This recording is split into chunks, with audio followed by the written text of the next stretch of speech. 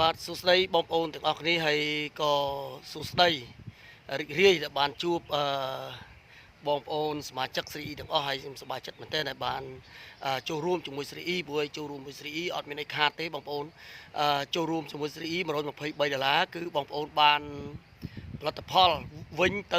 $123គឺបានន័យថាយើងអត់មានយកអីចំណេញបងប្អូនឲ្យជាដុំកំភួនទេបាទណាព្រោះថានៅក្នុងមុខរបរ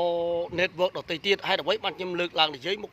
របរ network ដទៃទៀតបងប្អូនត្រូវគិតថាចុះហេតុអ្វីមកគេមានក្រុមហ៊ុនមានអីបាទមានអីសមាជិកអីគេមកញ៉ៃច្រើនមានបាទថាភាពអាថឹកអាធំ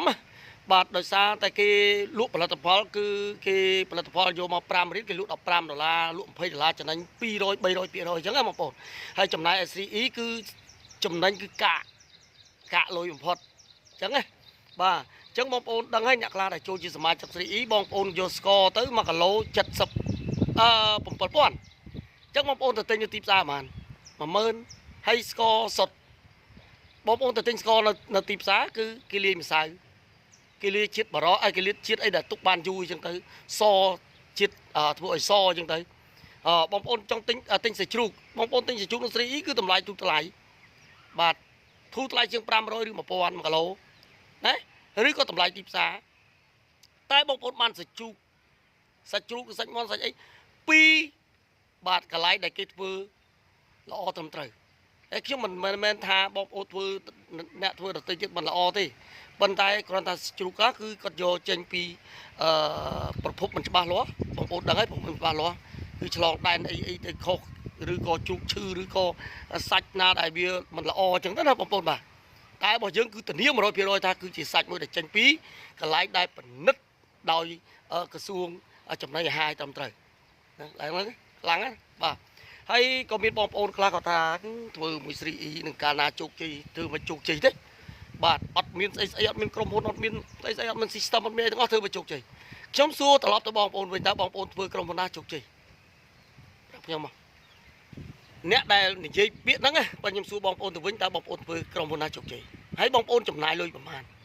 ហើយ 3E ចំណាយលុយប្រមាណចំណាយ123បាន123ដល់មកវិញតែបងប្អូនទៅធ្វើក្រុមហ៊ុនផ្សេងចំណាយ100ចំណាយ200ចំណាយ300នឹងបាត់អស់ពាក់កណ្ដាលហើយព្រោះគេចំណេញ2ទៅ300%តែបងប្អូនយកទៅគិតឡើងនឹងពិចារណាបាទហើយសួរថាទៅនឹងងាយជោគជ័យអញ្ចឹងបងប្អូនធ្វើក្រុមហ៊ុនអីឲ្យងាយជោគជ័យបងប្អូនមិនចាប់ដើមធ្វើមិនចាប់ដើមធ្វើជាមួយ 3E ឲ្យបងប្អូនធ្វើមិនជោគជ័យបងប្អូនគ្មានជំនឿគ្មានអីធ្វើមិនជោគជ័យបងប្អូនចង់ជឿចង់ឲ្យលូត្រាទៅឲ្យក្រុមហ៊ុន